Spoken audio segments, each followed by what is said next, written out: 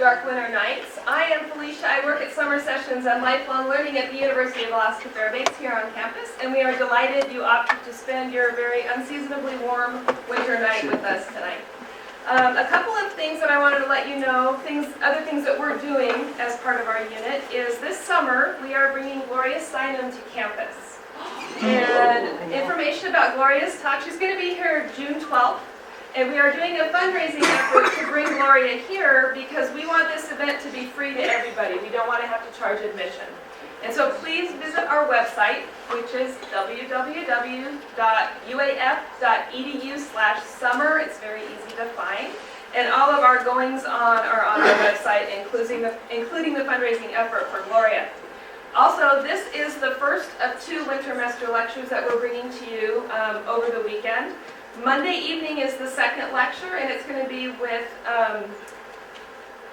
excuse me, I just blanked her name, Tiffany Ricci. And she's doing one that's also in conjunction with our Healthy Living Lecture Series that we do each summer with Fairbanks Memorial Hospital. And it's going to be based on dietary needs of eating well, feeling great, and looking good. So we hope that you'll join us Monday night for that as well. Here, same time, same place. Without further ado, a little bit of housekeeping before I turn it over to Dr. Prince is restrooms, if you need to go there, is just out this door and take a left to the end of the hall. And if there is an emergency, you can exit out of both of the back doors and also up front at the front of the auditorium. Without further ado, Dr. Prince.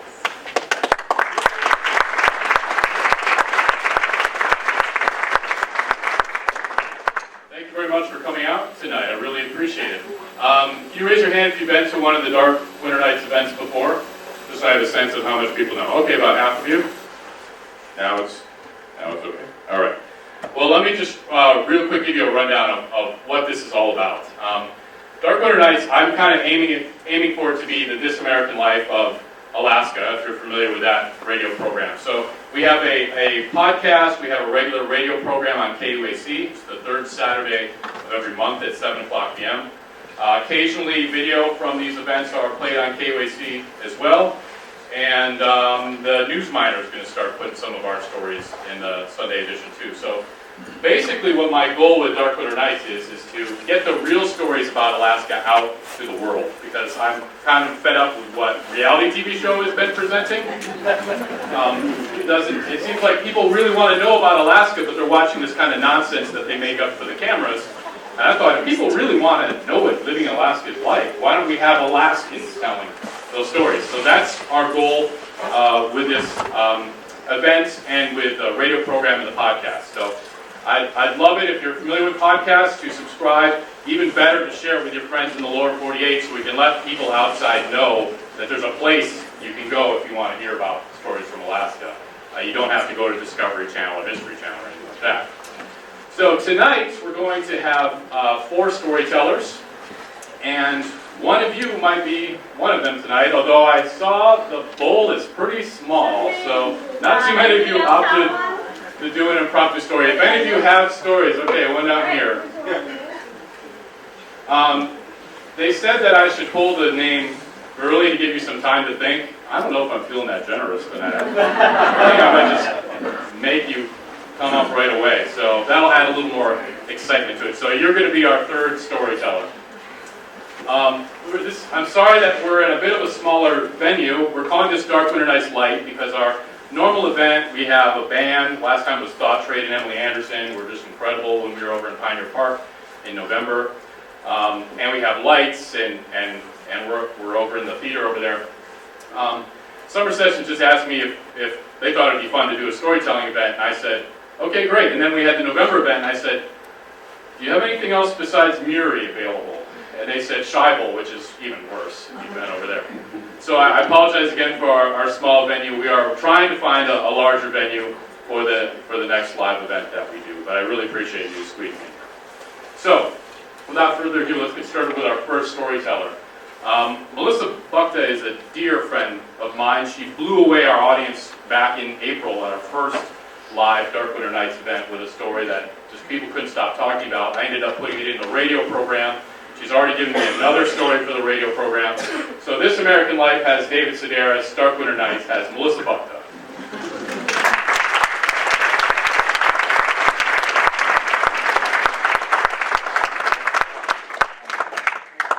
Thank you so much for that awesome introduction. I hope I fulfill all of your expectations.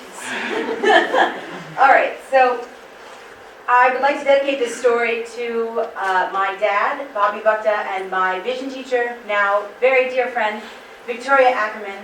Without either of them, I would not be standing here in front of you today to tell you about this. So, if you put a bunch of Buchtas in a room together, my family, one of two things will happen. The first being lots of dirty jokes. The second being, inevitably, we're going to start telling stories about cars or trucks or things that you drive, because DW40 runs through our veins, basically. And even through mine. My brother could ride a three-wheeler before he learned how to walk. And we've had our fair share of jet skis and speedboats and something called an Argo all-terrain vehicle that I was too scared to ride in. Everything. You name it, I've probably ridden it or maybe driven it. My grandpa in Spooner, Wisconsin has a fleet of classic cars. So it's definitely there. So what is my dad to do when he has his another kid who is blind and will never be able to drive a car and will never be able to experience the freedom of the open road?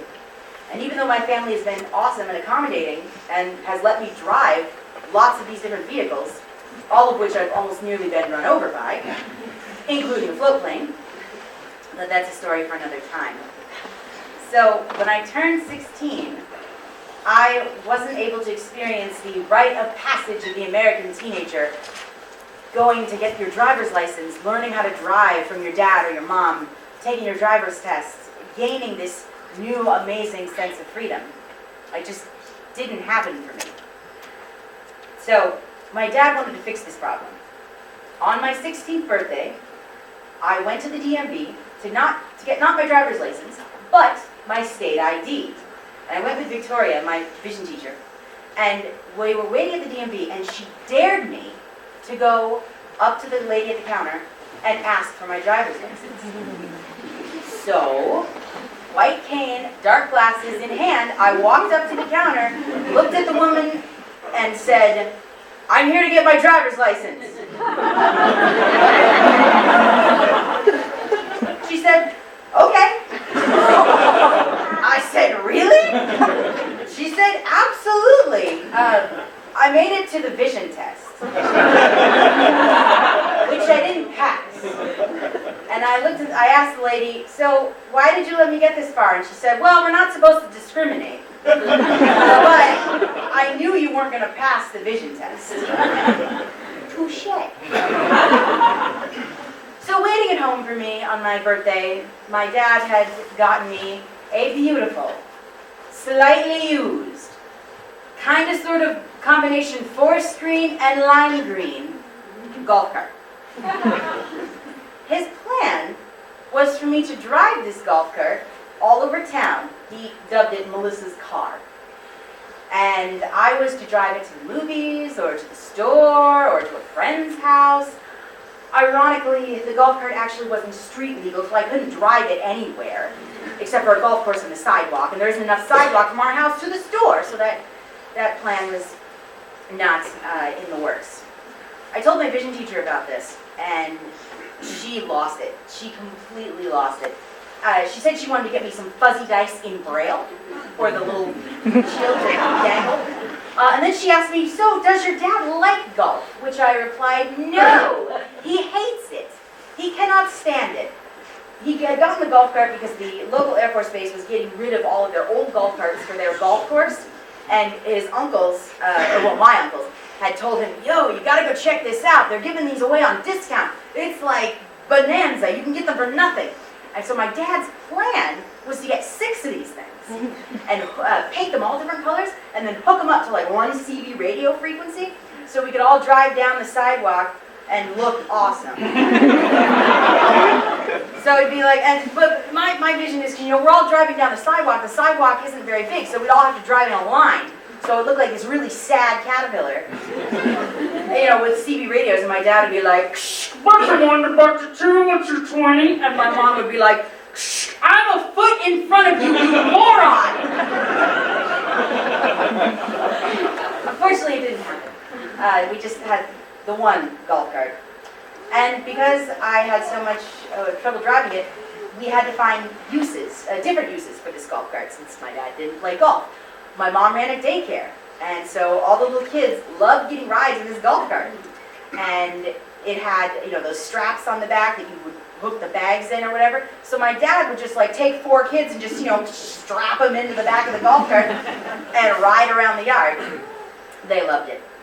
My mom used the golf cart to grab my brother from the bus stop, which was about a couple blocks away from our house. And so she would pick him up, and he just thought he was awesome. He was, how would you say it? The epitome of swag, yo! As she would bring him back to the house. Oh, this golf cart was, lime green, and it had about 3 speeds: the nonchalant walk, general stroll, and amble. And it would go down the street, just it looked like kind of a giant booger going very, very slowly down the street. But my dad wanted it to go faster, as so much of, the Buchta family does with their cars and vehicles. So he decided to take the governor off, which is this little device that keeps the golf cart from going a certain speed, because when you're on a golf course, well, you don't want that to happen, and it's a golf cart. It's not meant to go 50 miles an hour. But he took the governor off anyway, and after a very small explosion that happened in the backyard, and he cursed like a true Alaskan, the golf cart had one more speed: jog. Now, my dad's favorite thing to do with this golf cart was to take it around the neighborhood at night when he'd get home from work feeling extremely stressed. And so he would take it around, and he would ask us, "Do you want to come? We could go ride in the golf cart. It's going to be so much fun." No, was usually our response. "I don't want to be seen at 6 o'clock at night in my neighborhood riding in a golf cart with my dad." Yeah, so the only one that would go with him was our dog. Our dog is just as much of a gearhead as everybody in our family is. He will ride anything. He's ridden jet skis and boats and rafts and sleds and cars. If it has 4 wheels, he will ride in it. Our dog is also an Afghan. He has beautiful, long, flowing locks. And the reason why I tell you this is because when my dad would take this golf cart out around the neighborhood, my dog, Shadow, he'd sit in the seat next to him, and he'd put his arm around the back of him, just casual like you do with a dog. And he'd tool around the neighborhood at night, and the neighbors, the housewives, would call my mom up. During the evening, she started getting a string of calls. "Hey, Dot, I don't know how to tell you this, but I think your husband is having an affair. He's tooling around the neighborhood with some dumb blonde in a golf cart. I thought you should know." My mom would thank them and then casually exclaim, "Oh yeah, that's our dog, and my husband is just here." My brother used the golf cart to go off-roading. And yeah, he loved it. Once we took that governor off that baby, yeah, we'd take it up to the lake and go on the gravel pit and go on all these trails and everything. And he'd hit a jump, and we'd be like, "Dude, you got 2 inches of air that time." That was awesome. Oh yes, and my uncle had a very strange idea with his golf cart that he got, because like I said, we all got them. And he decided to put giant tires on his and a lift kit. Like one of the hydraulic things. Here's the problem with this. The golf cart has a very low center of gravity. So he'd get about 2 hops and just totally fall over on his side. Well, but he thought it was awesome. Eventually, we had to move away, unfortunately, to a smaller house And I went to college and had no need for my car anymore. So we ended up selling the golf cart. Hopefully it's being used and loved just as much as we loved it. My vision teacher actually still owes me for that, for telling her the story. She said, one day I will take you to a field or the tundra, somewhere where you can't hurt anyone, and let you drive a car. Just so you know what it feels like. She hasn't done that yet. So, Victoria, if you ever see this or you're watching, you totally owe me.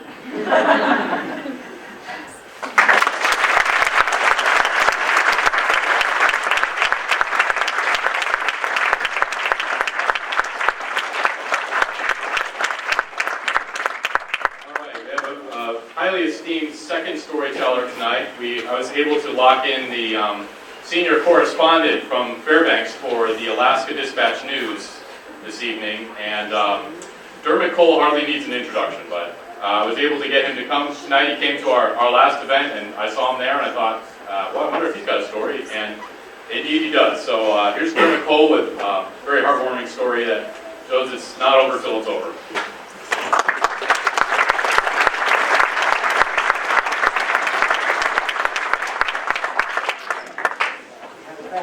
We have a battery problem here. Can I get a 9-volt from one of the kids? Camera crew. It's for my pacemaker. We should have tried this out.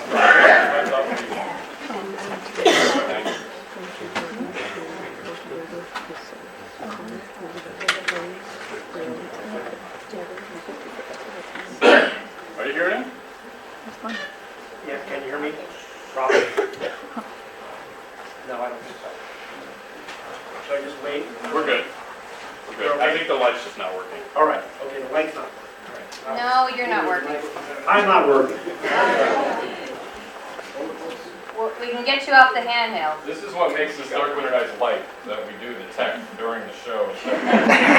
This is so impressive. Well, Much better. thank you for that introduction as a senior correspondent, so sort of nod to the Daily Show. I'm the senior storytelling correspondent here. Well, as many of you may know, I worked for the Daily News Monitor for a long time. 7 years. Now 35, actually.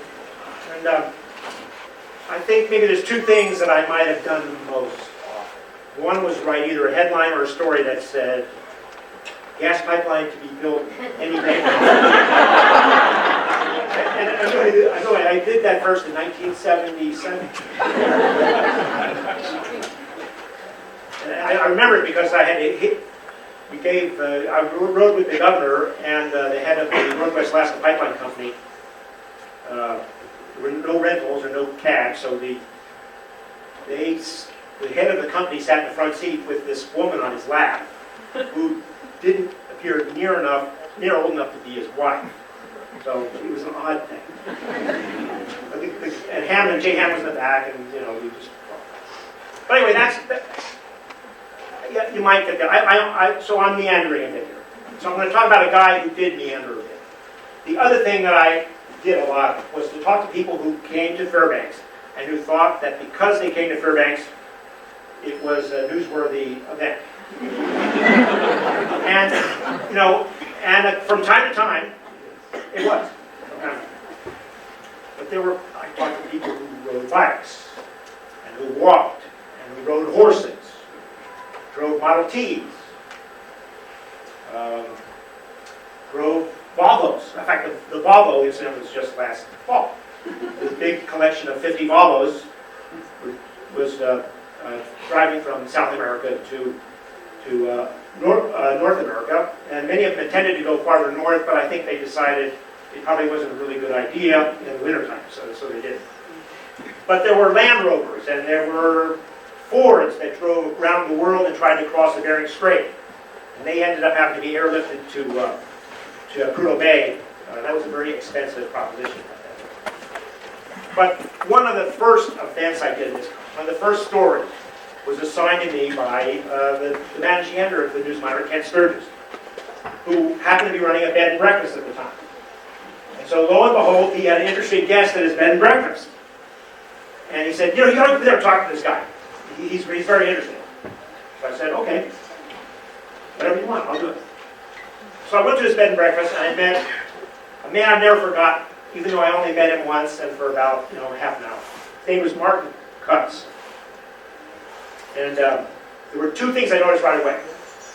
One, that his false teeth were in a glass next to his bed. I noticed that right away.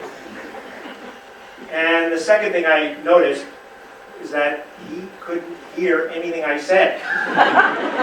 Because he didn't have a hearing aid and he was just about totally deaf. So I'll have to sort of move the microphone away while I explain how we talk. We introduced each other. I introduced myself to him and told him what I was doing. And I think he eventually got the idea because I had to shout in his ear. So I was shouting. Robin was that too loud.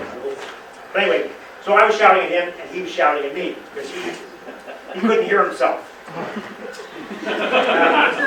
He was a very interesting guy. He's 88 years old and he was traveling by himself. And he was wearing a clean blue work shirt. A clean blue work shirt and green pants. Now I remember all these things, by the way, not only because I wrote about it and I can read that now. Otherwise, I probably wouldn't remember anything. But he was a retired Minnesota farmer. Oh, and the other thing is he was wearing Nike running shoes, which were brand new, along with his pants and his shirt. So he was really dressed up. But he put his false teeth in, but he didn't have a hearing aid, so we just kept shouting at each other. And anybody walking, within about 100 yards would, what are those two guys arguing? But he said, I'm a person that has to move, I can't stay in one place. So that's what he told me. So, and then he would go like this to try to hear what I was shouting at him. See, he was a retired dairy farmer from Buffalo, Minnesota. That's where he was from. And he said he came to Fairbanks because he wanted to go to the end of the world. And that's kind of what all these people who come to Fairbanks and think it's newsworthy. They say, oh, it's the end of the world. And I'm here, so it must be really important. And it is, and it's an accomplishment. They consider it something. So he had gone, he took a Wien Air Alaska flight the day before, went up to Barrow, saw Blanket Toss, etc., and, saw the Arctic Ocean. And so he believed that really was the end of the world, and he had seen it, and he was really happy. I must tell you, by the way, for those of you who don't know, this happened in 1982. So it was a while ago, before some of you were born. So, and I'm not making this up. He said a decade earlier, when he had his hearing aid, he went on a trip around the world flying. And he said he had seen the end of the world in Japan and the end of the world in India. He kept talking about the end of the world. He's going to see. Well, he wasn't like he wasn't seeing the end. It wasn't the end of days type guy, but he was. I don't know. He somehow had this knowledge of geography. So I wrote at the time. I thought the world when he was in Fairbanks was like a silent movie tent because he really couldn't hear anything that was going on except when I was in his ear shouting at him. And he told me all about his hearing aid. His daughter, he had two daughters in Minnesota. One of them had taken his hearing aid, which didn't work, and sent it back to the repair shop. And he said he had waited a month and a half. Now, I don't know, maybe he was exaggerating. But he said a month and a half, and he couldn't wait any longer, and he had to leave. So he got on the bus, and he rode the bus from Minnesota to Fairbanks. And he said he really liked the bus because he could see the scenery. I mean, he didn't mind flying, and he said in the future he was not going to hang around bus stations anymore. He was going to fly. So, he had dairy farms and he was renting them out. And he said he had been sort of, the doctors told him he had a wandering mind. And that maybe he better, not go off by himself. But he said he wanted to keep traveling and he wanted to go by himself. Although he did say, this is my last trip on the bus. From now on, I'm going to fly. And he also said he lived by the advice of his daughter. He said, you should live it up. No matter what age you are, you should live it up. That's just really important. And he did tell me about where he lived. He lived in a place called the Buffalo Hills Residence. And I could tell he really did not want to be in the Buffalo Hills Residence. It was he said this, Well, I wrote he said it sarcastically, but he said it was for active senior citizens. And he said his idea of active was not using a wheelchair or a walker. And that's what this whole thing is. So I wrote a column about him and his false teeth and his hearing aid and stuff, and it was okay. And I thought I would never hear from him again, just like everybody else who comes to town and thinks it's sort of a big event. But this is why this sticks in my mind. About 3-4 weeks later, I got a letter from his daughter. And she said, this is what she wrote. She said, Cam Martin, who is from Minnesota and is employed in Fairbanks, happened to buy your newspaper and spotted my dad's picture. Now, my dad had planned to visit Mr. Martin in Fairbanks, but somehow he forgot. So this maybe was part of the wandering. Well, anyway, she said, Cam Martin is back in Minnesota for a couple weeks, and he brought the paper with him. Just, I happen to be the daughter he mentioned twice. His hearing aid finally came back from being repaired right after he left for his trip. It seemed that hearing aids never helped him much, so this one may not have ever helped him either. But then she said, and this is why I remember this. She said, if it hadn't been for your article, we would have never known if my dad had made it to Alaska. See, my dad died in a motel in Whitehorse, Yukon, Canada, on July 15, 1982. It really did turn out to be the end of the world travels for him. Thank you.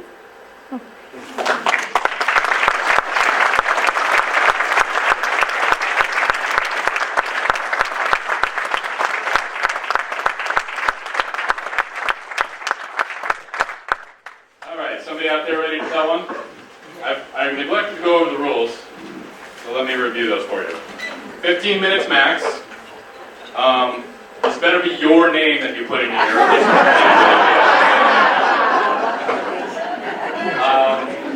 We know that there's a lot of things wrong in the world and it's all our fault, but we don't want to hear about it right now. So the political stuff, you can share with us later, but not now.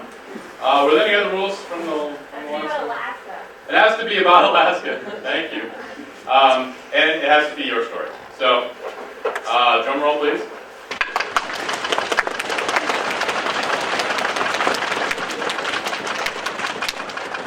Roy Churchwell. Yay, round of applause for Roy.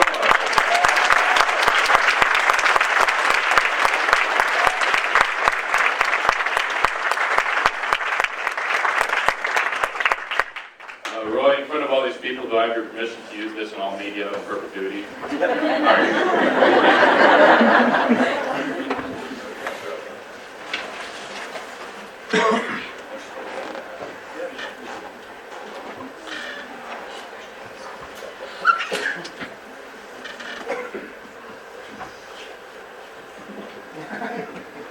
Okay, I'll try and keep this around 15 minutes. We'll see how it goes. So this is a story of how I first came to Alaska. Well, at least the first time. So, but it doesn't start out in Alaska. So I was born in Arizona, and at a very young age, so I was there, and my parents had split up at this point, and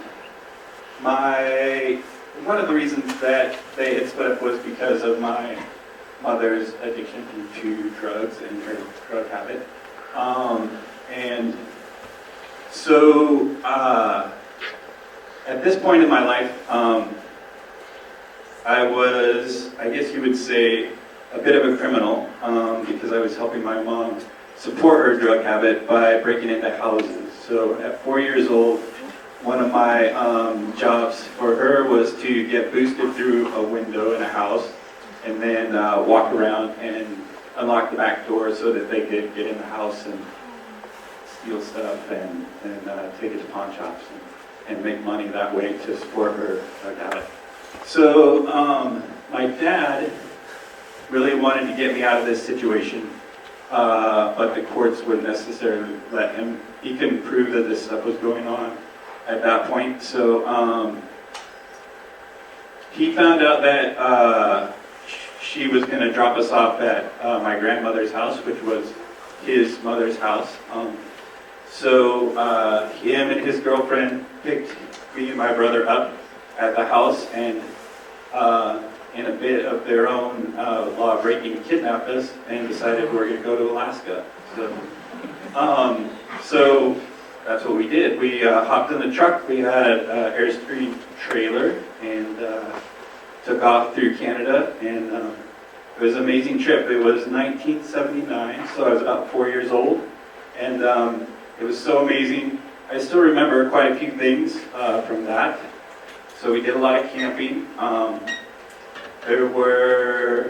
We stopped, I remember stopping at a place that was owned by the First Nations.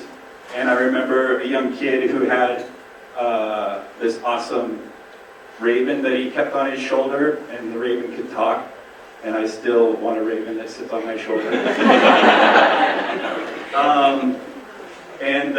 I remember walking up to a dock in a lake one day and looking down and seeing what I thought at the time was a huge alligator in the water, and went running back to tell my dad to find out that it was a pike that was sitting under the dock waiting for stuff to eat.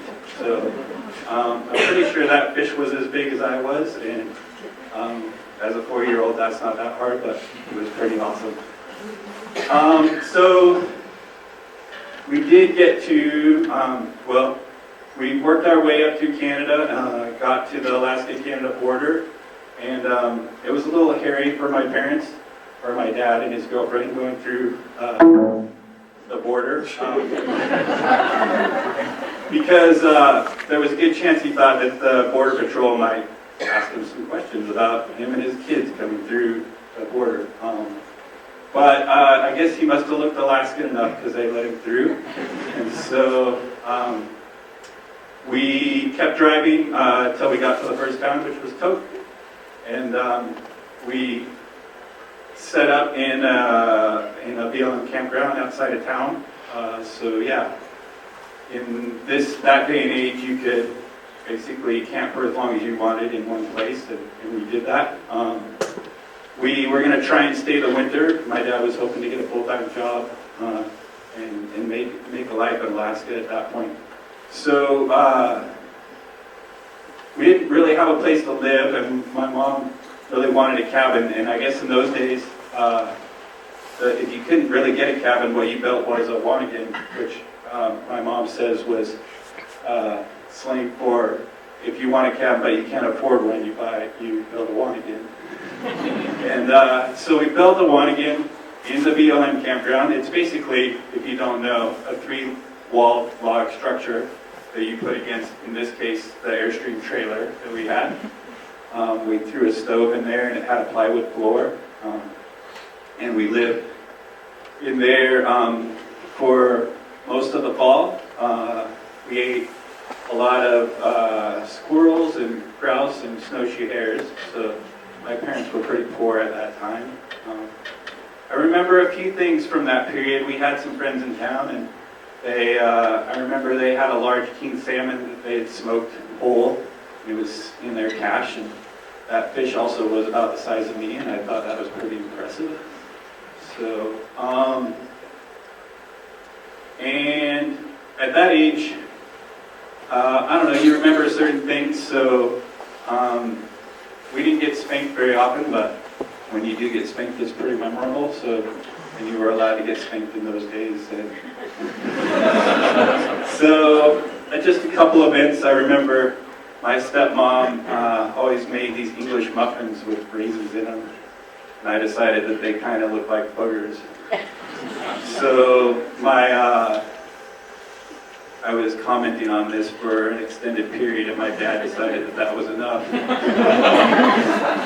But as kids sometimes do, I decided to take it the final last step that I shouldn't have and said, boogers. So I got a spanking for that. The other spanking I remember, I actually didn't get, my little brother got. We made a trip out to Eagle, and for some reason my little brother decided to take off in the morning. We were camping, and my parents were in the tent, and my brother and I, excuse me, were sleeping in the back of the truck, and my brother was just gone in the morning, so my dad tracked him down to the Yukon River, and he was pretty sure that he had drowned in the river. But he looked around town, and he looked down Main Street of Eagle, and he saw our yellow lab Buster at the bar, staying outside the door.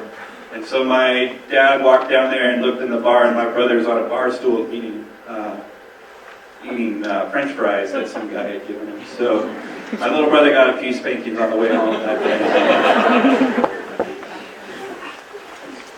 So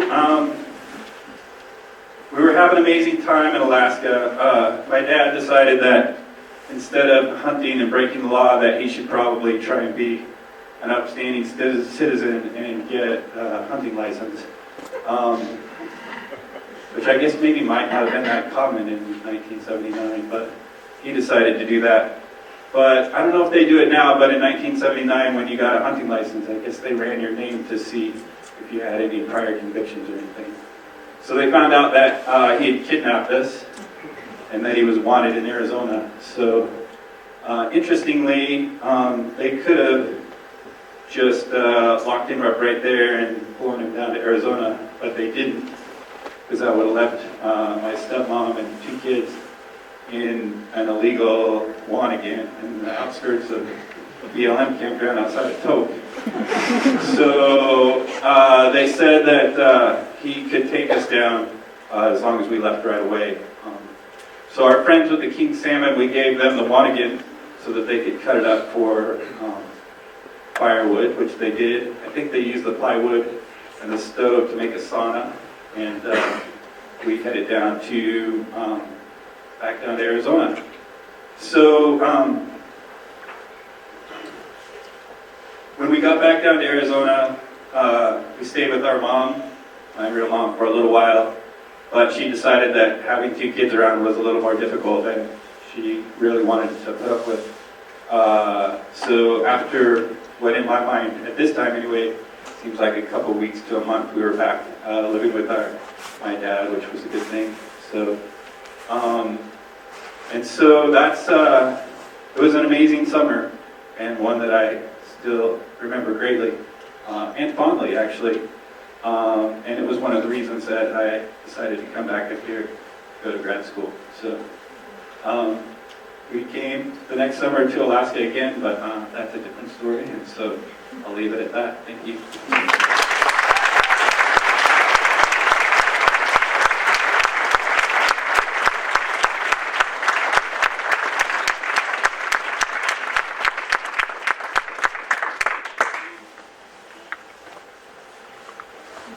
So in case there's any doubt about how hard it is to do my job, obviously I can just randomly pull people from the audience and we get some pretty amazing stories. But that's how it is up here. I mean, people just walking down the street have the most incredible stories, so that's why I feel like this is kind of a sure thing, but I need your stories. We'll talk about that later.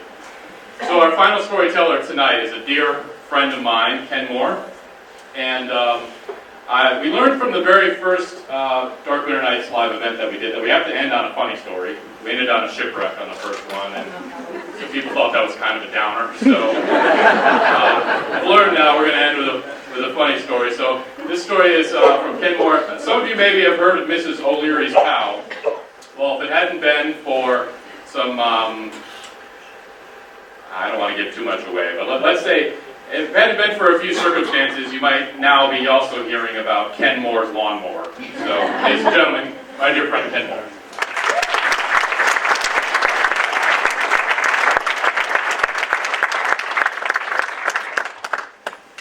Rob, this one may be a shipwreck too. We haven't heard the story yet. Ken? Yeah. It's on.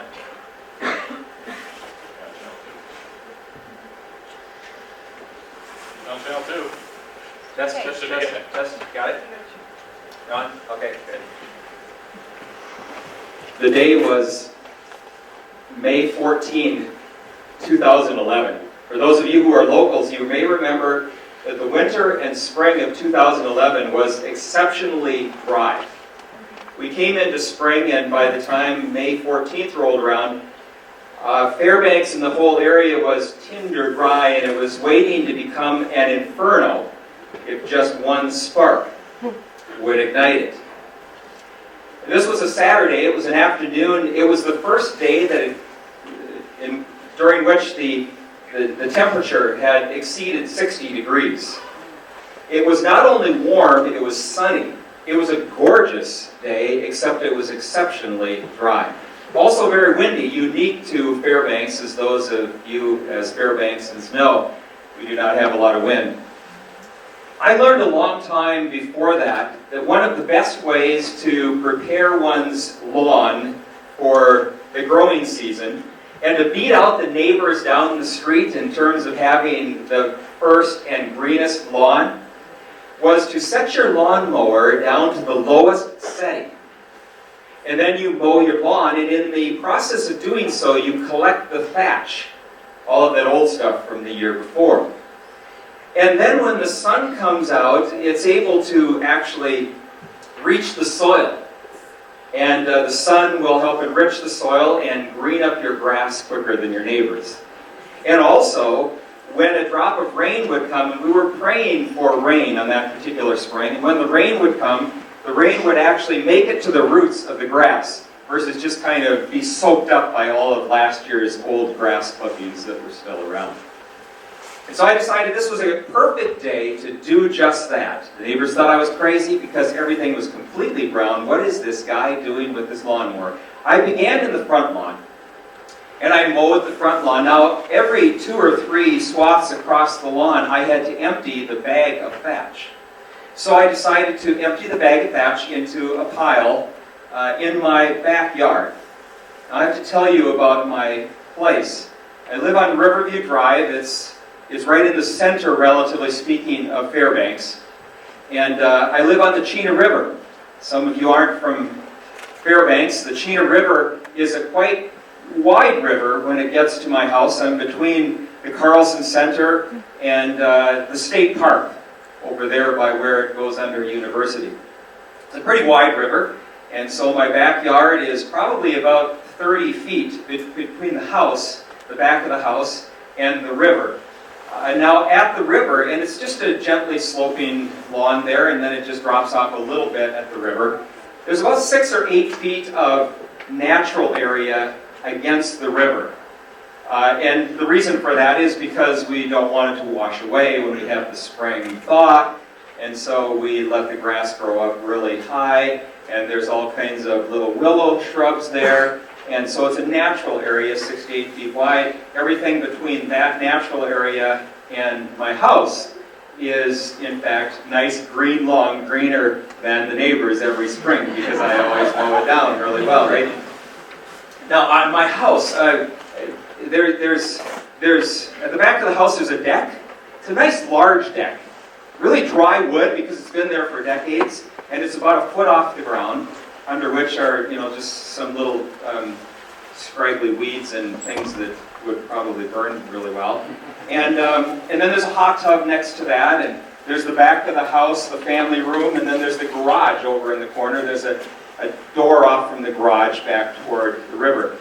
The lot is about 150 feet wide along the river and about 30 feet deep. Well, I decided to stack the clippings, or pile them, the mulch, the old grass, down by the river. And oh, by the way, if I'm looking at the river from the back of my house, right over here at the edge of my lawn where I'm stacking the clippings is a trophy spruce tree. It's gorgeously shaped. It's been growing for decades. And it's just across the line into my neighbor's lawn. It's a centerpiece of his landscaping, and it is undoubtedly one of the centerpieces of our view. I take pictures often of the river, and that tree is always framing the picture. Across the river is the backside of Ice, Alaska, that is now over, you access it over off from the other side, over by the Johansson. The backside of the Ice, Alaska property is right across the river from us, backside of what used to be a gravel pit. It's a nice wooded area. And now, this particular day, the water, though it was extremely dry, the water in the river was elevated just a bit because it was the end of melt season, and so it was up a bit, and running nicely right up into the long grass on my side of the river, and on the other side of the river, and everybody's side of the river, all the way down the river. And so I stacked the mulch and I finished the front yard. I came around and I mowed around the side yard, and I began mowing in the backyard. And so I was going up and down, river up to the house, 30 feet long, back and forth. About halfway through mowing the back lawn, stopping, of course, very frequently to empty. Did I tell you that pile of dry grass was quaking in the wind? It was probably almost as tall as me, and it was huge. And it was stacked right close to that nice spruce tree. And I got about halfway done, and I ran out of gas. And so I went to the garage over here through the open door, and I got the gas can, filled the lawnmower with gas, and proceeded to set the gas can on the lawn, right over in front of the open garage door into my garage. Well, I started up the mower again, and I took 2 or 3 more swaths, and I turned around at the house, and I started back down toward the river, and something startled me suddenly, because right there about 10 or 15 feet from me, where I had just mowed, were some flames. And little flames growing into bigger flames. Now, it's probably a little black circle of fire about 1 foot in diameter. And I thought, no big deal. I dropped the lawnmower handle, and it shut off, and I went over and I began stomping with my boots the fire.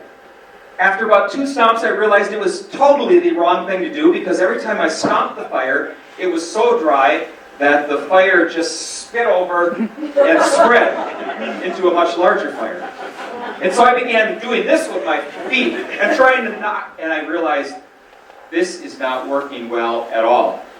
I screamed to my wife, who was in the house, and I said, "Come here, grab some buckets!" And she went through the garage and grabbed some buckets. She had the presence of mind to see someone walking by on Riverview Drive at the front of our house, a young gentleman. She screamed at him to come and help us.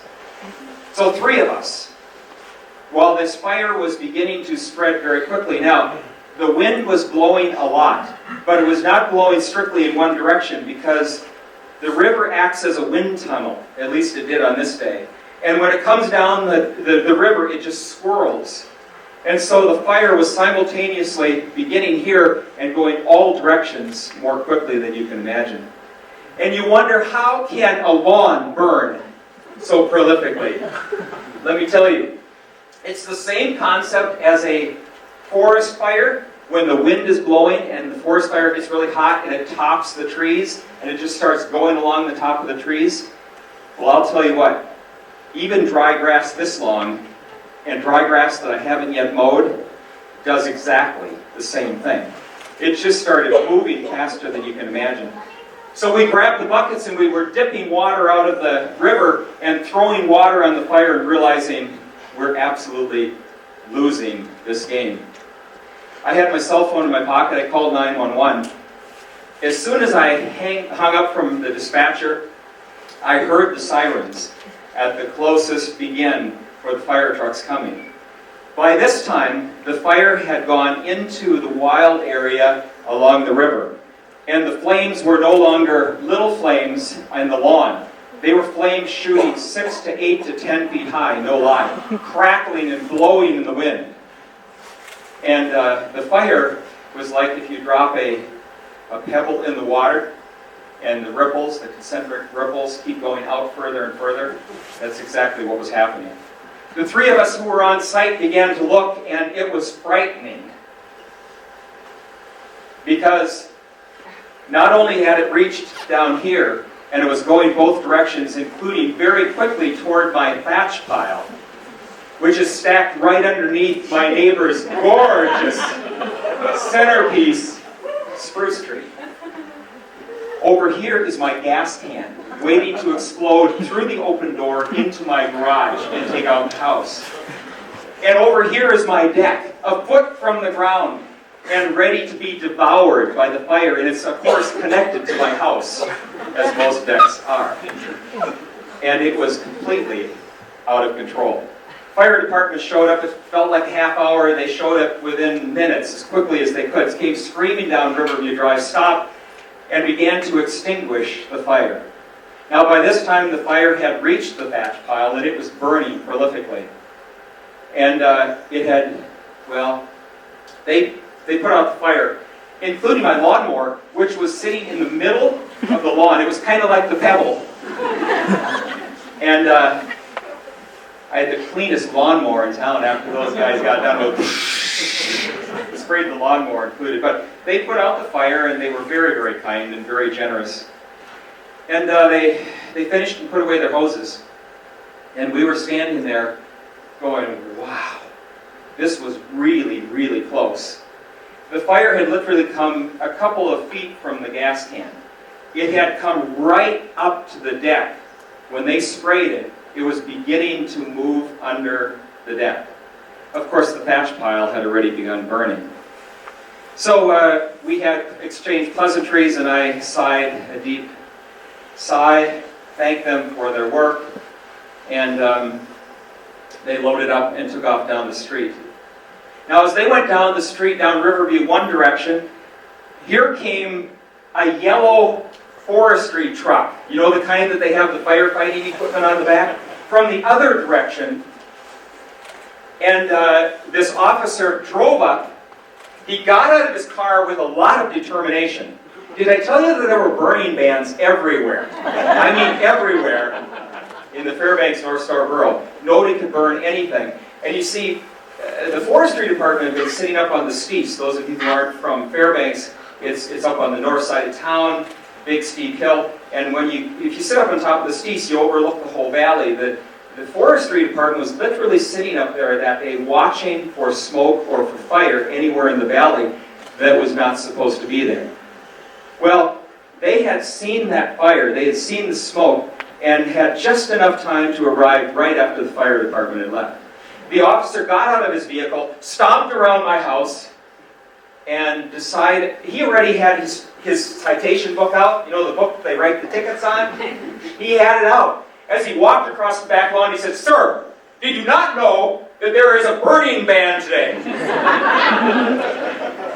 "Yes, sir. I know there's a burning ban." He said, "And you have broken the burning ban." I said, "Sir, wait. I have to tell you how this began." I told him, "Sir, I was mowing my lawn, and the lawnmower started the fire." He looked at me as though I was from both Venus and Mars simultaneously. Like, right. I said, "Sir, no, come and look." So I took him over to the lawnmower that was sitting over here, all nice and shiny on the top. But as I moved it and tipped it up under the deck of the lawnmower, started a little fire. And he backed up and he put his book into his pocket and decided that maybe I wasn't the outlaw that he thought I was. We looked around and he too was musing at how in the world did this whole place just not go up in flames. Then he happened to glance down the river that direction. Well, you see, I have to back up for a moment because when the fire department, before they left, there was a little problem that they had because the thatch pile that had been burning, they forgot to put it all the way out. It was still smoldering. And so before the fire department left, they said to one another, "What shall we do with this?" The hoses were already put away. They said, "Oh, we'll dump it in the river." So they went and got some shovels, and I got a shovel and a rake, and they said, "Let's put this thatch pile in the river." Now, when you put dry thatch on top of water, it does not sink. It floats. And so subsequently, there were floating, smoldering logs of dried grass floating down the river. And alongside the river, all of these neighbors and all of this woods over here, and all the way down the river, is tender, dry grass waiting to become infertile if a spark hits it. Well, the fire department left, and this guy happened to see, he says, "What's that down there?" As he saw literally smoke coming from the river. And I said, "Well, sir, the fire department, there was this big pile of thatch. It wasn't anymore. He had to take me at my word." I said, they put it in the river to put it out. And he said, "What the heck?" and a few other words. He got on his radio, he called, by this time there were 3 yellow trucks there, by the way, so I had not only him, but I had a whole gang of guys. And they called the other yellow truck that had the forestry boat behind it with the motor that day. And they told him where to go in, way downriver, and said, get it in there as soon as you blankety blank can, and come up the river in your boat, and look for smoldering, flaming bogs of grass on the river, which they did. And so the other trucks left, he stayed there and decided to stay until the boat actually came and pulled up on the shore quite a few minutes later. And they assured their partner that they had in fact extinguished, broken up all of the flaming, smoldering logs. Well, I gained a new friend that day, and I realized also how well the folks in our community serve their citizens to keep us out of danger. Well, one little note is that this was on a Saturday. A couple of days later, on May 16th, there was an article in the News Minor, and it reported all of the fire activity for that particular weekend. The title is, Wildfires Sparked Around Fairbanks as Weather Warms and Sun Shines. The first hot day of spring served as a spark to the fire season. The Division of Forestry and local fire departments responded to 6 wildfires on Saturday, which marked the first 60-degree day of the year. It was a busy day, said Division of Forestry Fire Prevention Officer, my new friend. And then as you go on, and they describe all of the fires, there's one fire, this might sound familiar to you. A grass fire in a yard on Riverview Drive was caused by a hot lawnmower engine, the officer said. A guy was mowing thatch and the grass built up on the lawnmower and caught fire in the hot engine. The fire spread across the yard before it was doused by city and forestry firefighters. The owner was, sorry Dermot Cole, I know you are in this business. These folks can decide how much of the newspaper they want to believe and how much they wish not to. The owner was issued a citation for an escaped fire. You know, there's been a lot of serious news in the last few months on the legalization of marijuana, and now we as the great outstanding citizens of Alaska have voted for the legalization of such. But at the end of the day, especially the end of May 14th, 2011, I decided that smoking weed and grass is not such a great idea.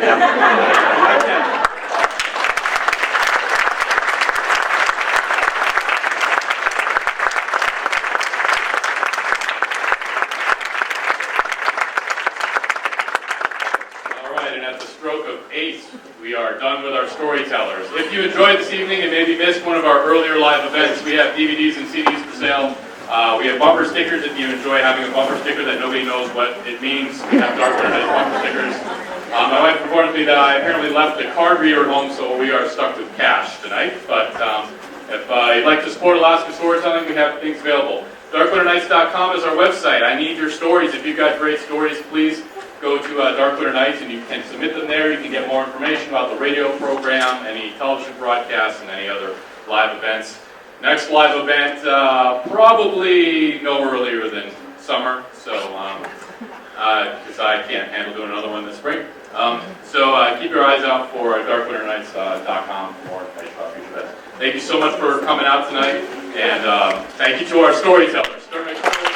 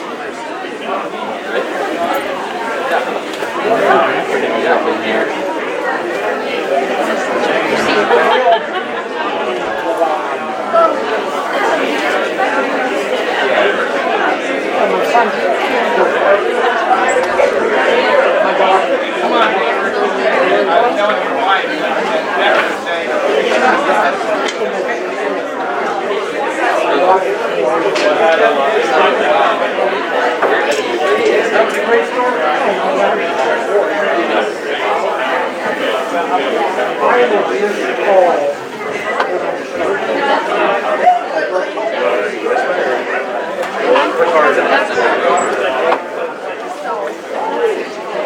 you mind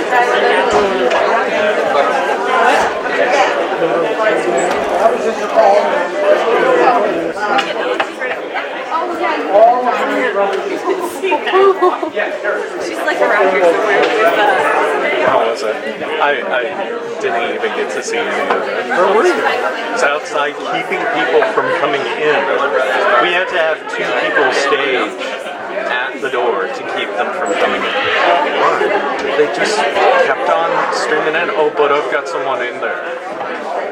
Everyone apparently was saving everyone's seat. Wow. That means we doubled our attendance. We pushed away at least, I'd say, 50 to 60. The thing that I was worried about was let's go. we didn't really push it. I have to put You know, I pushed it on but Facebook a little and Twitter. when I showed up here today and saw what 150 seats is, I was like, well, I'm glad we didn't push it. It says that Scheibel's small. Scheibel's not small.